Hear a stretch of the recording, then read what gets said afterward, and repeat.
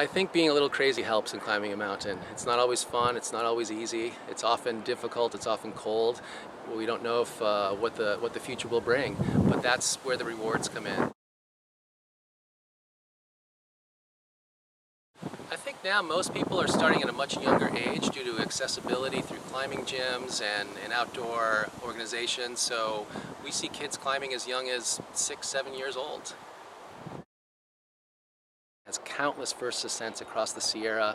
He was known for pioneering these big walls deep in the backcountry, 20 miles in, and then climbing 2,000, 3,000 foot walls deep in the Sierra. Galen truly is a inspiration in the outdoors because he was able to share that through his photographic skills and capture these incredible images that inspire to this day. Probably one of my favorite climbs was on the northeast buttress of Higher Cathedral in Yosemite Valley, as well as some of the other classic routes.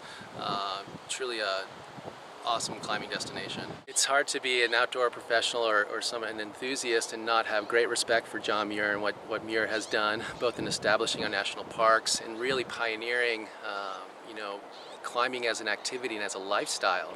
Muir committed his life to just being in the outdoors and being in the wild. So when climbers came to California, and in Yosemite Valley in particular, there was nothing like it anywhere else.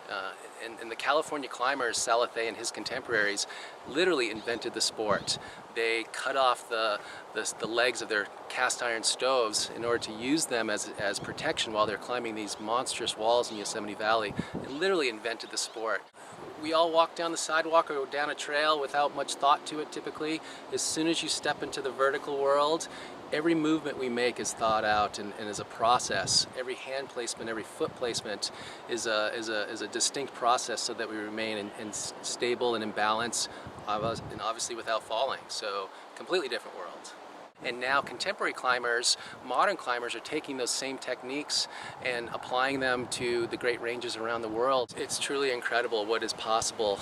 And what I appreciate most about that story with Tommy Caldwell and Kevin Jorgensen is the time and the effort that they put into that achievement. This wasn't just something they did over a couple weeks. It took years. I think this was their 7th year working on this project, and they completed a feat that was never done before. Climbing at that grade on El Capitan is incredible. There's no denying it. Climbers are definitely a different breed.